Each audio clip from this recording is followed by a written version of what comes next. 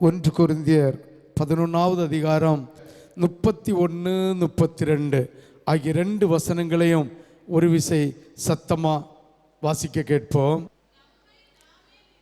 நம்மை நாமே நிதானித்து அறிந்தால்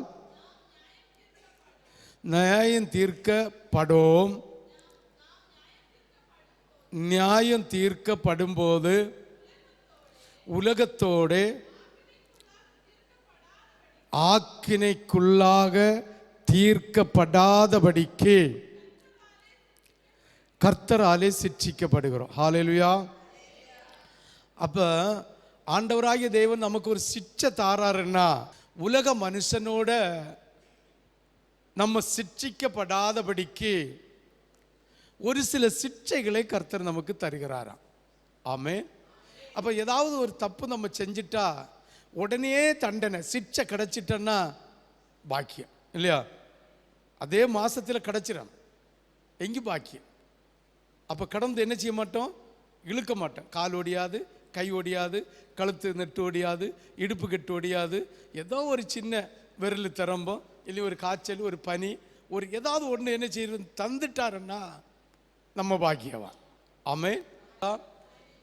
கர்த்தருடைய காரியங்களை அவர் நேர்த்தியா செய்து விடுவார். ஆமென், ஆமென். யாருக்கெல்லாம் புரியுது? அப்போ ஆண்டவர் ஒரு ஒரு ஒரு நன்மை நமக்கு செய்தா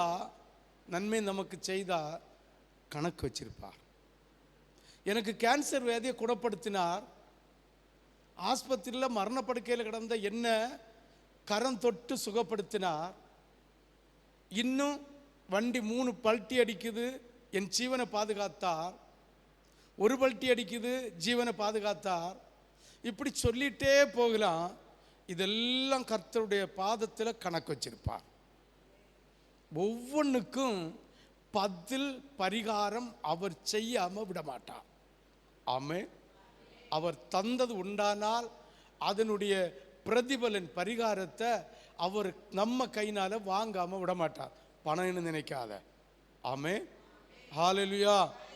அவர் என்ன சித்தம் விட்டிருக்கிறாரோ, என்ன யோசித்து வச்சிருக்கிறாரோ அதை நம்ம கையிலிருந்து பரிகாரமா செய்ய வச்சு தீரும். ஆமென். ஊழியமா ஊழியம் இல்லை அர்ப்பணிப்பா எதுவானாலும் ஆமென். அவருடைய காரியம் வாய்க்கும் வரைக்கும் நம்மளை விடவே மாட்டார். உண்மையா சொல்றேன், அவர் செய்த நன்மைகளுக்கெல்லாம் பிரதிபலன் அவருக்கு செய்யாவிட்டால் அது சாபத்தில் மாறும். அதே மாதிரி நித்திய ஜீவனுக்கு போக முடியாது. ஆமென், ஹல்லேலூயா. யாருக்கெல்லாம் விளங்குது? அந்த பண கிறுக்கு வந்து கடைசியில போட்டாரு ஒரு கொக்கே. சந்தோஷம் பொங்குதே, சந்தோஷம். பத்தியா எனக்கு கொக்கி வந்தது, உங்களுக்கு சந்தோஷம். ஆமென். அப்ப அழுதேன். ஆமென். மனம் உடைஞ்சேன். இது அன்னைக்கே விட்டு கொடுத்திருந்தா இந்த சிட்சைகள் ஒன்றும் வராமல் இருந்திருக்கும். ஆனாலும் உலக ஆக்கினைக்குள் என்னை தீர்க்காதபடிக்கு சிறு வயதிலிருந்தே தாயின் கருவிலிருந்தே கர்த்தர் கண்டது நிமித்தம் ஆமென் 3 தடவை கர்த்தர் என்னை அதாவது சரீர சிட்சை, அதாவது அந்த கட்டில் கடை ஆக்காத வண்ணம் அழைத்துட்டே இருந்தார். ஆமென். கடைசியில் வந்தோடனே உள்ள உணர்வு வருது, இனி சரியாவாது. ஹல்லேலூயா. அதுக்கு அடுத்து இருதயத்தை ஒப்பு கொடுத்தேன். அப்போ அவருடைய சிட்சை உண்மைதான் உண்டு, அதில் எந்த மாற்றமே கிடையாது. ஆமென். ஆனால் உலக மனுஷனோரு கூட உலக ஆக்கினைக்குள்ள நம்மளை தீர்க்கப்படாதபடிக்கு சிட்சிக்கிறது. இப்படி அழைச்சி உங்க முன்ன கொண்டு வச்சிருக்கிற பாஸ்டக பண்டாட்டியை தான் இந்த சபையில் உள்ள ஜனங்கள் அசட்டை பண்ணிட்டு இருக்கிறாங்க. எபிரியருக்கு எழுதின புஸ்தகம் 12வது அதிகாரம் 7 இருந்து 13 வரை ஒவ்வொரு வசனமா வாசிக்கும். எப்படி சிட்சையை சகிக்கிறவர்களாயிருந்தால், ஆமென், ஹல்லேலூயா. யாரை சிட்சிக்கிறாரோ காலில் உரசல், கையில் உரசல், காலில் புண்ணு, கையில் புண்ணு, மூக்கில் வலி, கண்ணில் வலி, ஆமென், ஹalleluya. சகிக்காம இருந்த யாருக்கு பிள்ளை? பிசாசுக்கு பிள்ளை தான். ஆமென், ஆமென். நீங்கள் சகிக்கிறவர்களாய் இருந்தால் உலக ஆக்கினைக்குள்ள தீர்ப்பில்ல, சின்ன சின்ன சிட்சை உண்டு. அந்த வசனம் முடிஞ்சா வாசி. இருந்தால் நடத்துகிறார், தகப்பன் சிட்சியாத புத்திரன் உண்டோ? முடிஞ்சில்ல. இனி அடுத்த வசனம், 8வது வசனம். எல்லாருக்கும் கிடைக்கும் சிட்சை உங்களுக்கு கிடைக்காம இருந்தால் புத்திரராயிராமல். புரியுதா உங்களுக்கு? அதான் காலத்திலிருந்தே தொடங்கினேன். சிட்சை கிடைக்காம இருந்தா நீ யாரு பிள்ளை? வேசி மார்க்கத்தின் பிள்ளை. உன் அப்பா சரியில்லை, உன் அம்மா சரியில்லை. ஆமென், ஹalleluya. அப்போ வேசி மார்க்கத்தின் பிள்ளையாய் போய்விடாத இருக்கக்கு அவர் சிட்சிக்கிறார். அந்த சிட்சையை சகித்தால் இயேசுவின் பிள்ளையாய் இருப்பீர்கள். இதில் எந்த மாற்று கருத்தும் இல்லை. வாசி 8வது வசனம். சிட்சை உங்களுக்கு கிடைக்காம இருந்தா இயேசுவுக்கு பிள்ளையாய் இராமல் வேசி மார்க்கத்து பிள்ளைகளாய் இருப்பீர்களே. 8 முடிஞ்சா? யாருக்கெல்லாம் புரியுது? வசனம் தான் தெளிவாக சொல்லியனா இல்லை கொஞ்சம் கோபத்திலேன்னு சொல்லியனோ? டெரரா சொல்லி அப்படி ஒன்றும் இல்லை மகன். புரியுதில்ல? புரியுதில்ல? திரும்ப திரும்ப சொல்லிதாரன் இல்லையா? புரியுது. டெரரா சொல்லணும்னா ஏதோ ஒரு குழப்பம் இருந்தால் தான் அங்கே புறமண்டேன்னு அடிச்சுட்டே இருக்கான். பட்ட பட்ட பட்ட நாடி அடிச்ச நாடி துடிப்பு அடித்த மாதிரி இருக்கு. 9வது வசனத்தை வாசி. அன்றியும் தம்முடைய சரீரத்தின் தகப்பன்மார்கள் நம்மை சிட்சிக்கும் போது அவர்களுக்கு நாம் அஞ்சி நடந்திருக்க, நாம் பிழைத்து இருக்கத்தக்கதாக ஆவியின் பிதாவுக்கு. எப்படி? அப்பா அம்மாவுக்கு பயப்படுகிறத விட பல மடங்கு பிதாவுக்கு பயப்பட்டு நடக்கணும். ஆமென், ஹalleluya. 8 9 வாசித்து முடிஞ்சா? அன்றியும் சரீரத்தின் தகப்பன்மார்கள் நம்மை சிட்சிக்கும் போது அவர்களுக்கு நாம் அஞ்சி நடந்திருக்க, நாம் பிழைக்கத்தக்கதாக ஆவிகளின் பிதாவுக்கு வெகு அதிகமாய். எப்படி நடக்கணுமா? எப்படி நடக்கணுமா? அடங்கி நடக்கணும். ஆமென். 9 முடிஞ்சா? 10 வாசி. அவர்கள் நலம் என்று தோன்றினபடி கொஞ்சம் காலம் சிட்சித்தார்கள். இவரோ நம்முடைய பரிசுத்தத்துக்கு நாம் பங்குள்ளவர்கள் ஆகும் பொருட்டு நம்முடைய பிரயோஜனத்துக்காகவே நம்மை சிட்சிக்கிறார். ஆமென். அப்ப சிட்சை நமக்கு அப்பப்ப கிடைக்கணும். கிடைக்காம இருந்தா நிச்சயமா தேவனுடைய அன்பு நம்மளை விட்டு போயிடும். இல்லைன்னு அர்த்தம், நம்ம மீது ஆண்டவர் இறக்கப்படலைன்னு அர்த்தம். ஆமென், ஹalleluya. யாருக்கெல்லாம் புரியுது? இந்த சிட்சை அடுத்த வசனத்தில் வர நினைக்க தற்காலத்தில் மன வருத்தமா இருக்கு. பிள்ளை விழிச்சு நான் ஒரு திட்டு தாரேன்னா தற்காலத்துக்கு அது மன வருத்தமாட்டு தான் இருக்கும். ஹalleluya. 10 வாசி. 11 10 ஒரு வாசி. அது என்ன மனசுல விட்டுட்டு. அவர்கள் தோன்றினதுபடி கொஞ்சம் அப்பா அப்பா இப்போ நான் கிப்சனை வச்சிருக்கேன், இனி எனக்கு அவனை அடித்து திருத்த முடியுமா? முடியாது. நான் முழங்கால் போடுவேன், கர்த்தர் என்னைவாரு ஒரு தட்டு கொடுப்பார். அப்போ இது என்னத்தை சொல்லணும்னா, ஒரு அப்பா அம்மா ஒரு அப்பா பிள்ளைய சிருஷ்டிக்குதுன்னா ஒரு குறிப்பிட்ட காலம்தான். ஆனால் தேவன் அப்படி இல்லை, பிறந்தது முதல் மரிக்கிறது வரை சிருஷ்டிப்பார். ஆமென். அதுதான் தகப்பனுக்கும் தெய்வத்துக்கும் உள்ள வித்தியாசம். ஆமென். மரண பரியந்தமும் விசாரிப்பார். ஆமென். வாசி. அவர்கள் தோன்றினபடி கொஞ்ச காலம் சித்தித்தார்கள். இவரோ தம்முடைய பரிசுத்தது. எதுக்கு? ஆண்டவருடைய தாருகிற சிட்சை எதுக்கு? ஆண்டவருடைய பரிசுத்தத்துக்குள் போவதற்காக, தம்முடைய பரிசுத்தத்துக்கு நாம் பங்கு உள்ளவர்கள் ஆகும் பொருட்டு நம்முடைய பிரயோஜனத்துக்காகவே நம்மை சிற்றிக்கிறார். அப்போ சின்ன சின்ன பாடு, சின்ன காய்ச்சல், சின்ன சுகர், சின்ன அது சப்பு சவுறு வருதுன்னா நமக்கு நன்மைக்கா தீமைக்கா? சின்ன தலைவலி வருது, சின்ன கையில் ஒரு குழப்பம் வருது, என்ன நன்மைக்கா தீமைக்கா? தீமை. ஏதோ ஒரு குழப்பத்தை நமக்கு பாஸ்டருக்கு தெரியாமல், ஆண்டவருக்கு தெரியாமல் மறைஞ்சு செஞ்சிருப்போம். அது யார் பார்த்துட்டு இருக்கிறது? யார் பார்த்துட்டு இருக்கிறது? இயேசு பார்த்துட்டு இருக்காரு. அதனால சின்ன சின்ன தண்டனை என்ன செய்வார்? தருவார். உண்மைதானே? என்னதான் செஞ்சிருப்போம் இல்லையா? செஞ்சிருப்போம். செய்யாமல் இருக்கவும், ஏதாவது கூட உள்ள பிள்ளை ஏதாவது ஒரு கதை பேசினா காது கொடுத்து கேட்காத இருப்போம் இல்லையாமக்கா? நம்ம பேசாட்டாலும் காது கொடுத்து கேட்காம இருப்போம். நம்ம பேசாமல் இருக்க ஊமை பிள்ளையா நம்ம 10 தடவை பேசும்போது ஒரு டக்குன்னு ஒரு கடிச்சோக்க போடாமல் இருப்போமா? ஏதாவது ஒன்று பேசாமல் இருப்போமா? ஆமாம். அப்படி பேசும்போது ஏதாவது ஒரு ஒரு ஒரு ஒரு ஒரு ஒரு ஒரு ஒரு ஒரு இதை தருவார். வாசி, எந்த சிக்ஷையும் தற்காலத்தில் சந்தோஷமாய் காண. பாருங்க, எனக்கு கேன்சர் நோய் வந்து அன்னைக்கு எவ்வளோ வேதனைப்பட்டிருப்பேன். இந்த கொட்டை போலியா வேதனைப்பட்டிருப்பேன்.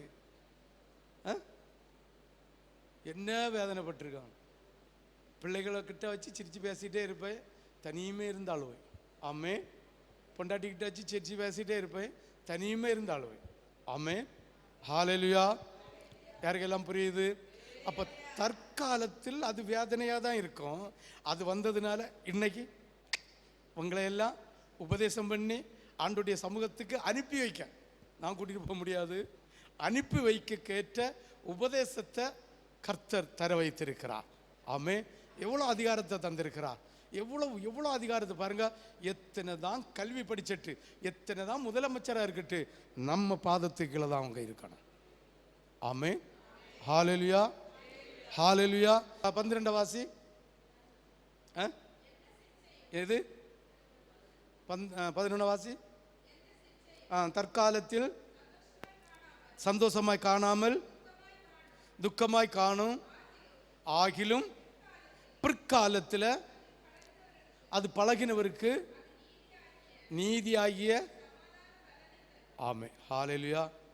இன்னைக்கு நீதி உள்ள ஒரு பிள்ளையாக, ஒரு ஆண்டவருக்கு பிள்ளையாக அநேக பேருக்கு நீதியை கற்றுக் கொடுக்க, அநேக பேரை போதிக்க, அநேக பேரை அதாவது விடுதலை கிடைக்க, அநேகருக்கு ரட்சிப்புக்கு, அநேகருக்கு சமாதானத்துக்கு ஒரு பாத்திரமாய் கர்த்தர் வச்சிருக்கிறார். இதுதான். ஆமே. அப்போ ஒரு பாடு வந்தால் வேதனைப்படப்படாது. ஆமே.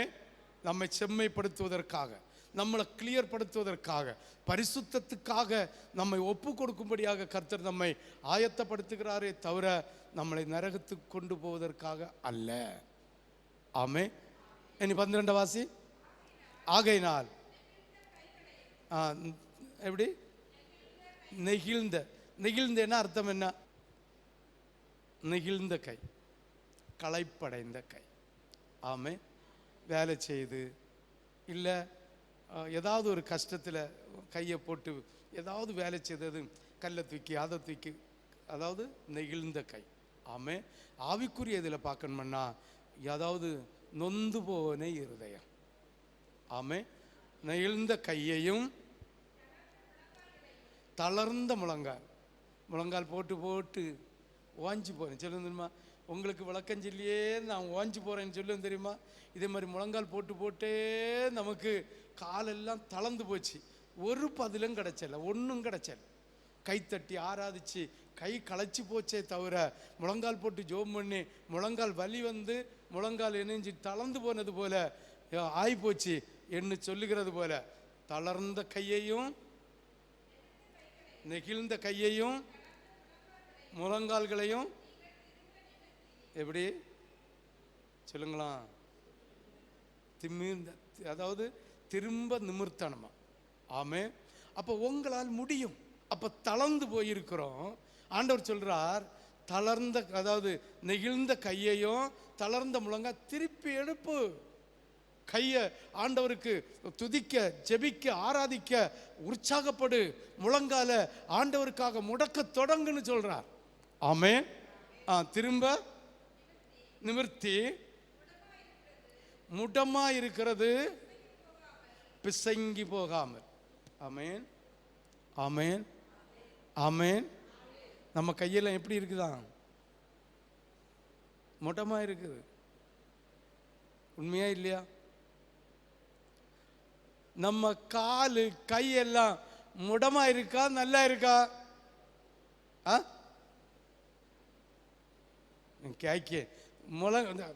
காலு நல்லா இருக்கா, காலு கை நல்லா இருக்கா, முடமா இருக்கா? ஆண்டவர் சொல்லியார் முடமா இருக்கா. காலையில குறைஞ்சது 1 மணிக்கூர் ஆண்டோடைய சமூகத்தில் நட்டு முழங்காலில் நிக்கலன்னு சொல்றவங்க கை வைத்துங்க பார்ப்போம். அப்ப ஆண்டவர் உங்க முழங்கால்கள் முடமா இருக்குது, கால்கள் முடமா இருக்குன்னு சொன்னதுல என்ன தப்பு? என்ன தப்பு? ஒரு தப்பும் இல்லை. இந்த முழங்கால், இந்த காலு பிசைஞ்சு பேரப்படாது. திரும்ப முழங்கால் போடாம, இல்ல ஆண்டவரை துதிக்க முடியாம, இல்ல நடக்க முடியாம ஆகி போகப்படாதுன்னு கர்த்தர் இந்த திருவிருந்து ஆராதனையில எச்சரிக்கிறார். ஆமென், ஹல்லேலூயா, ஹல்லேலூயா. வாசி 12 தானே? 12 தொடக்கத்திலிருந்து வாசி. ஆகையினால் நெகிழ்ந்த கைகளையும் தளர்ந்த முழங்கால்களையும் நிமிர்த்தி முடமாய் இருக்கிறது பிசங்கி போகாமல் சொஸ்தமாகும்படிக்கு உங்கள் பாதங்களுக்கு வழிகளை செம்மைப்படுத்து. ஹல்லேலூயா. உங்கள் வழிகள்னா இந்த முழங்கால் ஜெபம் பண்றது, கர்த்தரை ஆராதிக்கிறது, வேத வசனம் வாசிக்கிறது, திருச்சபை ஒழுங்க கடவுள், இந்த வழிகளை செம்மைப்படுத்துங்கள். வழிகளை செம்மைப்படுத்தாவிட்டால் நம்முடைய கால் என்ன ஆய்வோமா? பசங்கி போம். பல்லு கொண்டுமே முடமா இருக்கு, முழங்கால் போட முடியல. ஆமென், ஆமென், ஹல்லேலூயா.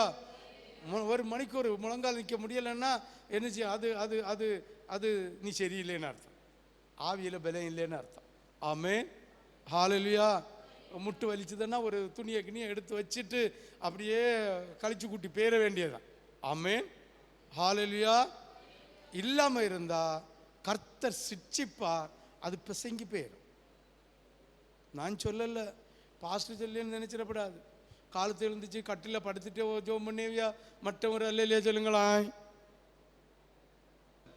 ஆண்டோட்டு நல்லது வாங்கணும், பிள்ளை நம்ம சந்ததி ஆசீர்வதிக்கப்படணும்னா முழங்கால் முடக்குங்க, முழங்கால் முடக்குங்க. யார் முழங்கால் முடக்குறாங்களோ அவங்களுடைய வீடு முடங்கி போகாது, அவங்களுடைய வீடு முடங்கி போகாது. முழங்கால் முடக்காட்டா வீடுல முடக்கம் வரும், வீட்டில் முடக்கம் வரும். அப்போ சர்ச்சில் பாஸ்டர் காணக்கு வந்து ஜோதிரா ஜோதிரா ஜோதிரம் 1 மணிக்கூர் அங்கே 1 மணிக்கூர், அரை மணிக்கூர் அங்கே பாஸ்டர் எங்கே வந்து பார்க்க போகிறாரு? இன்னா கடை சிப்பேனுக்கு வண்டியை மாடம். ஆமென், ஆமென். நீ சர்ச்சில் வந்து உட்கார்ந்தா பாஸ்டர் தட்டியாவது எழுப்பி விடுவார், அங்கே உட்கார்ந்தா இருந்து மூக்குக்கு தர உறங்கி விழுவியா. ஆமென், ஹல்லேலூயா, ஹல்லேலூயா. அந்த வசனத்தை 12வது வசனத்தை ஒரு கவுட வாசி. ஆகையினால் நெகிழ்ந்த கைகளையும் தளர்ந்த முழங்கால்களையும் திரும்ப நிமிர்த்தி முடமா இருக்கிறது பிசங்கி போகாமல் குணமாகும்படிக்கு உங்கள் பாதங்களுக்கு வழிகளை செம்மைப்படுத்துங்கள்.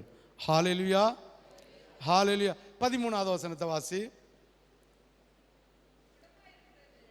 13 தான் வாசித்தியா? ஹல்லேலூயா, ஹல்லேலூயா. வெளிப்படுத்தின விசேஷம் 3வது அதிகாரம், வெளிப்படுத்தின விசேஷம் 3வது அதிகாரம் 19, 20, 21, 22. நான் நேசிக்கிறவர்கள் எவர்களோ அவர்களை கடிந்து கொண்டு சிட்சிக்கிறேன். ஆகையா ஜாக்கிரதையாயிருந்து மனம் திரும்பு. ஹல்லேலூயா. புரிஞ்சுதா புரியலையா? அந்த வசனத்துக்கு ஒட்டி தான் இதுவும் வரும். அவர் நேசிக்கிற பிள்ளைகள். 20 வாசி.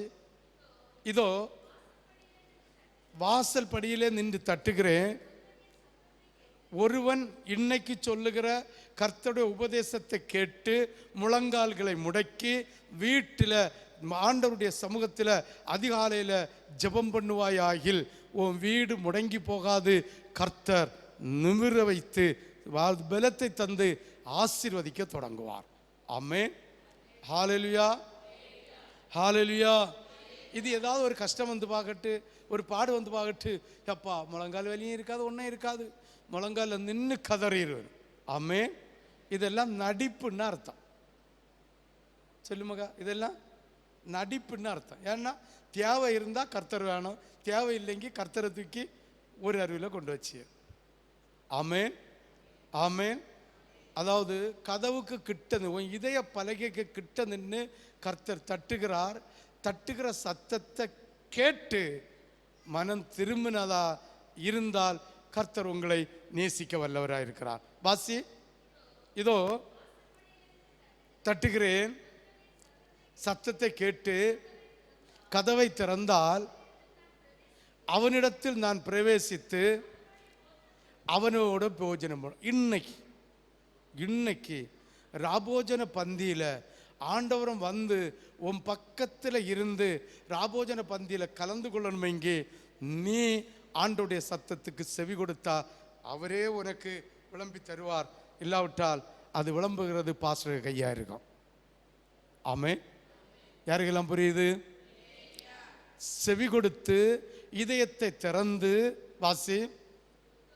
இதோ தட்டுகிறேன், ஒருவன் என் சத்தத்தை கேட்டு கதவை திறந்தால் பிரவேசித்து போஜனம் பண்ணுவேன். ஹல்லேலூயா, ஹல்லேலூயா.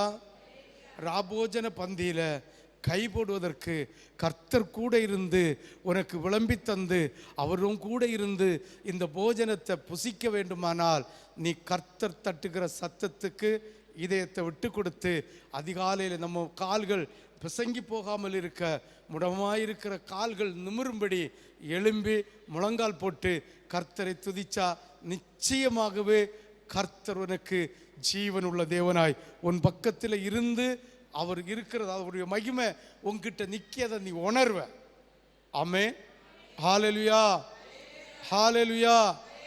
அவருடைய இரத்தம் பாய்கிறது நீ காண்ப. ஆமென், ஹல்லேலூயா. அடுத்த வசனம் வாசி. 21. நான் ஜெயங்கொண்டு நான் பிதாவுடைய சிங்காசனத்திலே அவருக்கு கூட உட்கார்வது போல ஜெயம் கொள்ளுகிறவன் எவனோ அவனும் என்னுடைய சிங்காசனத்தில் என்னோடு கூட அருள் செய்வன். ஹல்லேலூயா. அப்போ இன்னைக்கு ராபோஜன பந்தியில் கர்த்தருடைய மகிமை உன் முன்ன நிற்கும். ஆமென். ஆண்டவர்கிட்ட பொருத்தனை பண்ணு, ஆண்டவரே இனி நான் முழங்காலில் நின்று ஜெபம் பண்ணுவேன். ஆமென். போடு முழங்கால ஆண்டவர் பாதுகாத்து கொள்வாருங்கிற விசுவாசத்தில் முடங்கால் முடக்கிற வீட்டில் எந்த முடக்கமும் கர்த்தர் உண்டு பண்ண மாட்டார். ஆமென். ஹல்லேலூயா, ஹல்லேலூயா. இப்போ 21 ஒரு கவாசி. நான் ஜெயங்கொண்டு. சரி, அப்படியே 22 வாசி. ஆவியானவர் இன்னைக்கு சபைக்கு சொல்லுகிறத யாருக்கெல்லாம் 2 காது இருக்கு? ஆண்டவர் அருமையா செல்லமா சூப்பரா 2 காது வந்திருக்கார். கையை கீழே போடுங்க. காது உள்ளவர்கள் கேட்க கடவுது. ஆமென், ஹல்லேலூயா. நிதானமா செல்ல பிள்ளைகளுக்கு சொல்லி தந்தது போல சொல்லி தரார். ஆமென். இனி இயேசு சீசர்களை பார்த்து சொல்லுகிறார். ஆமென். இதெல்லாம் பழைய ஏற்பாட்டில் உள்ள கதை இல்லையா?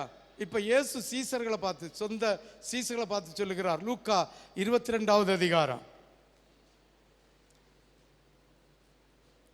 24-32 வரை. 24-32 வரை.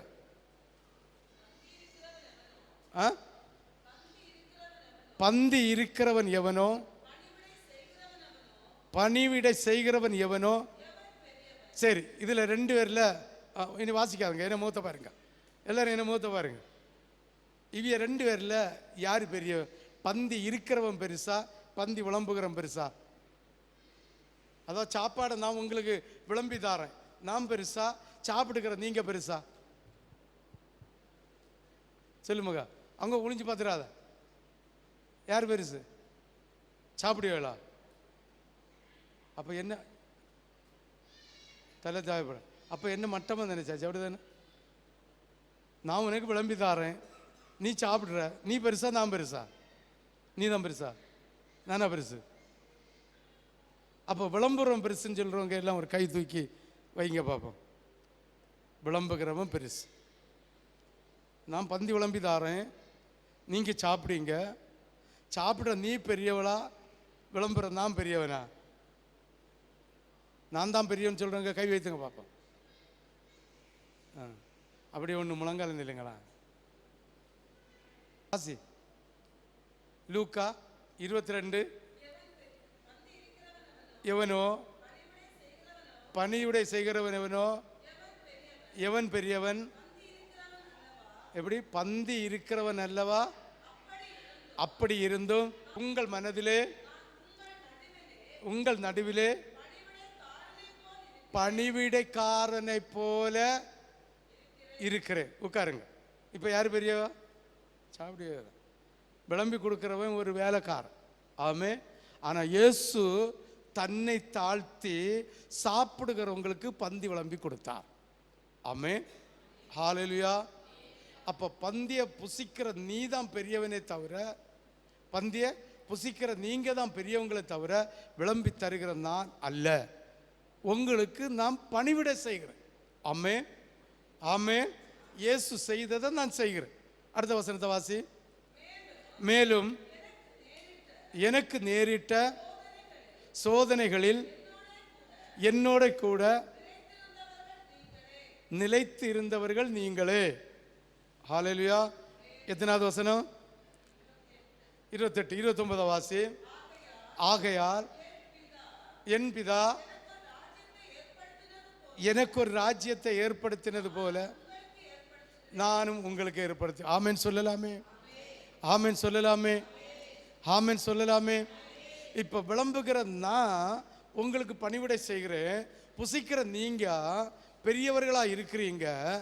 இருக்கிறது மட்டும் இல்ல, என்னுடைய குறைச்சலில் என்னுடைய கூட நான் உபத்திரவப்பட்டப்பா, எங்கூட உபத்திரவப்பட்டீர்கள் என்று வேதம் சொல்லுது. ஆமென். ஹல்லேலூயா. இப்போ இயேசுவை பற்றி அங்கே சொல்லி இருக்கு, இங்கே நான் விளம்பித்தாரேன். அப்போ உங்களுக்கு பணிவிடை செய்கிறது உங்கள் ஊழியக்காரன். இந்த ஊழியக்காரன் படுகிற உபத்திரவத்தில், பாடுகளில் நீங்களும் சேர்ந்து பாடுபட வேண்டும் என்று சொல்லப்பட்டு. யாரெல்லாம் என்ன கூட உபத்திரப்பட்டது?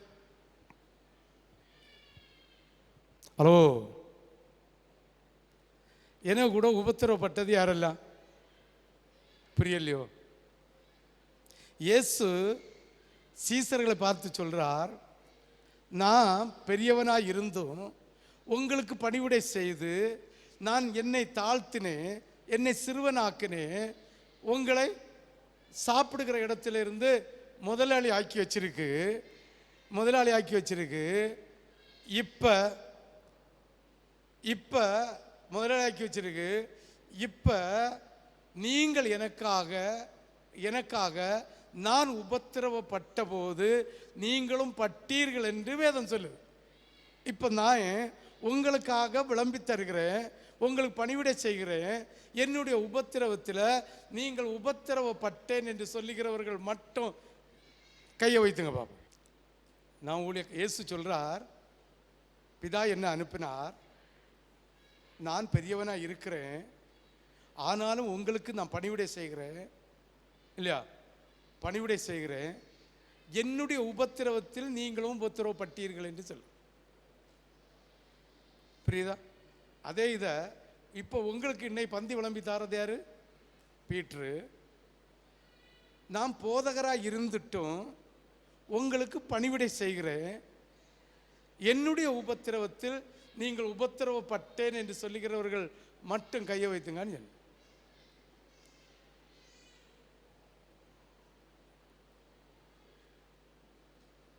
கை கீழே போடுங்க, படணும்.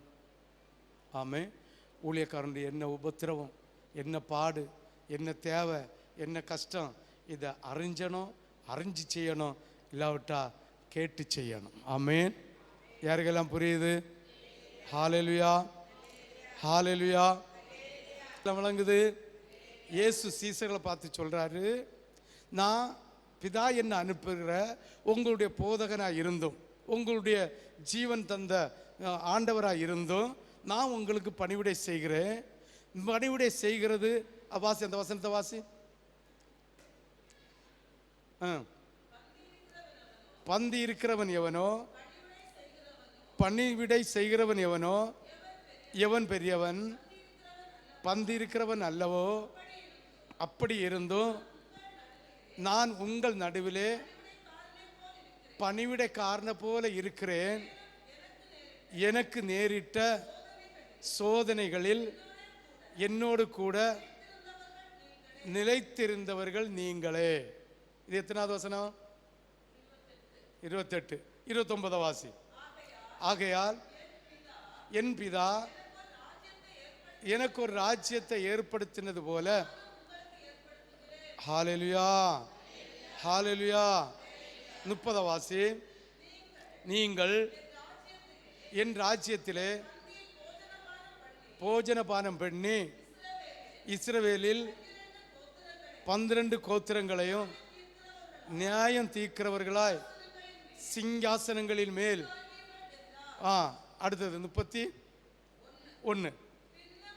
பின்னும் கர்த்தர், சீமோனே சீமோனே, இதோ எப்படி ஆண்டவருடைய உபத்திரவத்தில் ஆண்டவருடைய பாடில் கூட உறுதுணையாக இருந்து எல்லாத்தையும் சகிச்சு ஏற்றுக்கொண்டு ஆண்டவருக்கு ஹெல்ப் செய்த, உதவி செய்த சீசர்களை பார்த்து சொல்றார், சாத்தா என்கிட்ட பெர்மிஷன் வாங்கியாச்சு, உங்களை சோதனைக்கு ஒப்பு கொடுக்கிறேன்.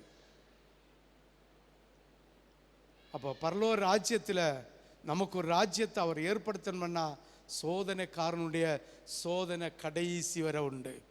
ஆமென், ஆமென். கடைசி வரை உண்டு. ஆமென் சொல்லலாமே.